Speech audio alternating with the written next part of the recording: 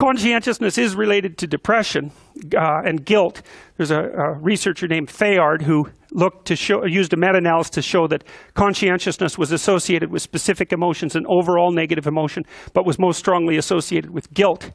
It was negatively related to guilt experience, but positively related to guilt proneness.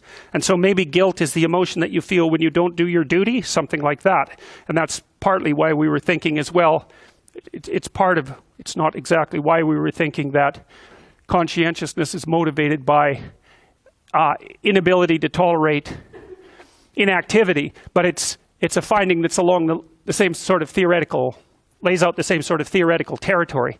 So you must know people, maybe the person is your mother, or perhaps it's your father. They come over to your place or you go over there and they're just working all the time. They can't sit down and relax. They just work all the time.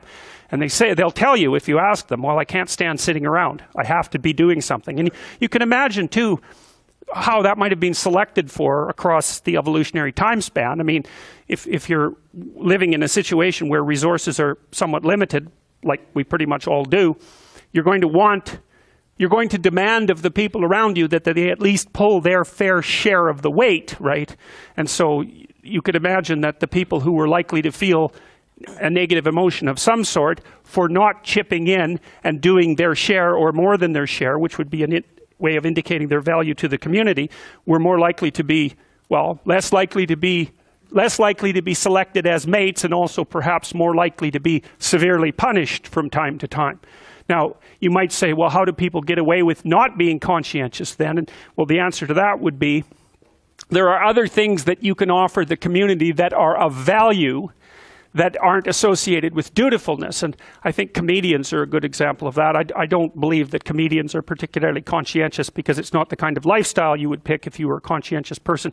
Or people who go out on the road and play music, for example, because that's such an erratic lifestyle and so unlikely to be stable across any reasonable amount of time. So maybe you could be valuable to the community by being amusing. An extrovert would do that.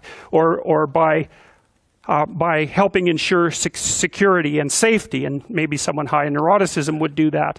Or maybe you would be useful because you're really good at developing affiliative relationships. That would be someone who is agreeable. Or you're creative. But the conscientious person demonstrates their value by working hard and being dutiful and contributing to the broader community and following rules and all that sort of thing. And there may be other things they do as well.